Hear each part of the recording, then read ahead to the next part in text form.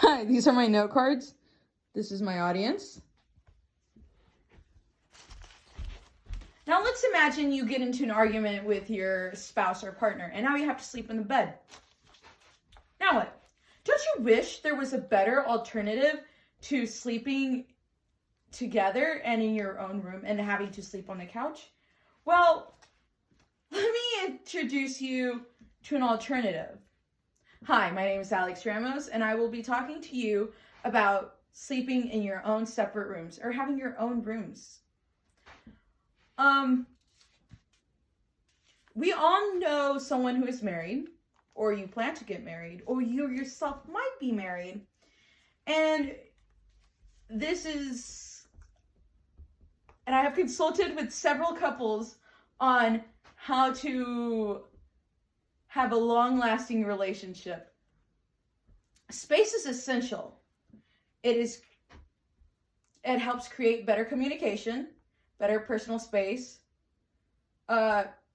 privacy, and sleeping together won't be an issue. Space is essential.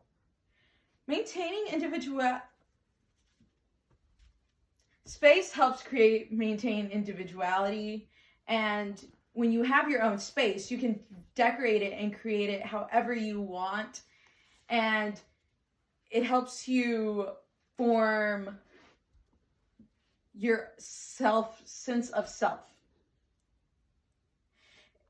It can help you process your emotions, and it can become a safe space for you.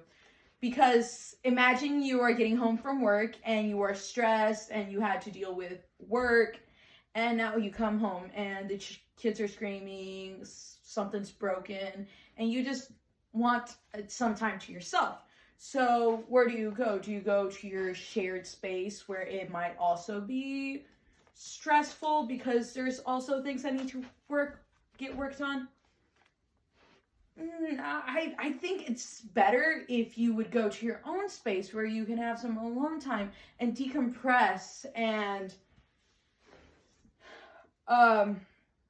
realize and help you find what you're trying to feel. Process your emotions. It's trying to help you process your emotions. It can also help you from lashing out, and since you process your emotions, it can help lead to better communication. It can also help create clarity in the mind. Space alone is enough. If you have your own space, you will be able to process your emotions better, even if it's not just a room. Even just having that space or the alone time is enough. But imagine if you had your own room to take up as much time as you need. Having your own space will help lower anxiety because you don't have to be full of responsibilities at the moment. You're just with yourself, and it can help lower blood pressure and help with your headaches. And as I've mentioned, it can help with communication. Since you are processing your emotions and you're not lashing out as much, you are able to communicate better with your partner, and you are no longer just arguing or having small banter that should not have existed. In a 2012 survey, out of 886 divorces, 53% of those were caused by communication issues, which yet again could have been minimized or resolved if they had their own space to process their emotions better. In another survey, in a 2001 survey, a statewide survey found was going on divorced couples between their 50s through 70s, and they found a lot of the arguments and they found a lot of the divorce were caused due to arguments and just disagreements or a lot of lashing out and stuff like that. If you had your own space, you would just be better at communicating.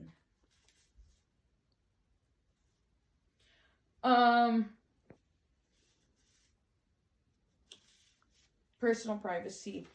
In a very well mind, personal privacy helps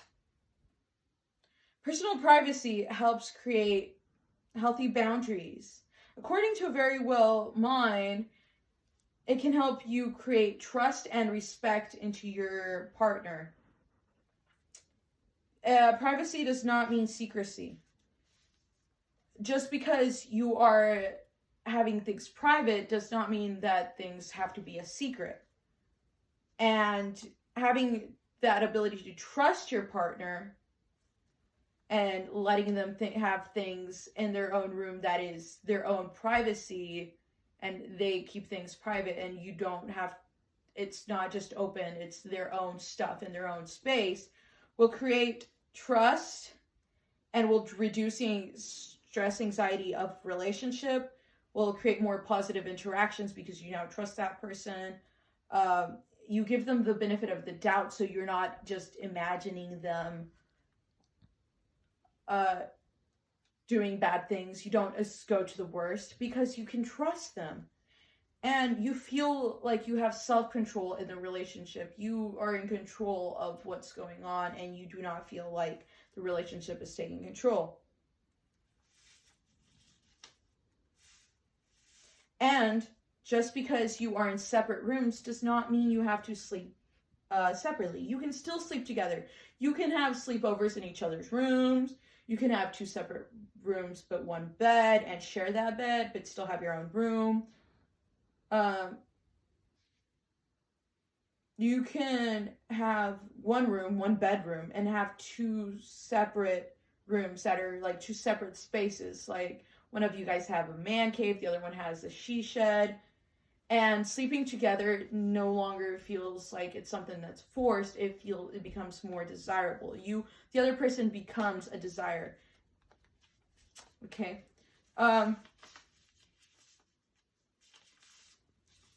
Space is essential. It creates better communication, better personal privacy. Sleeping together isn't an issue. Hi, I'm Alex. Thank you for listening.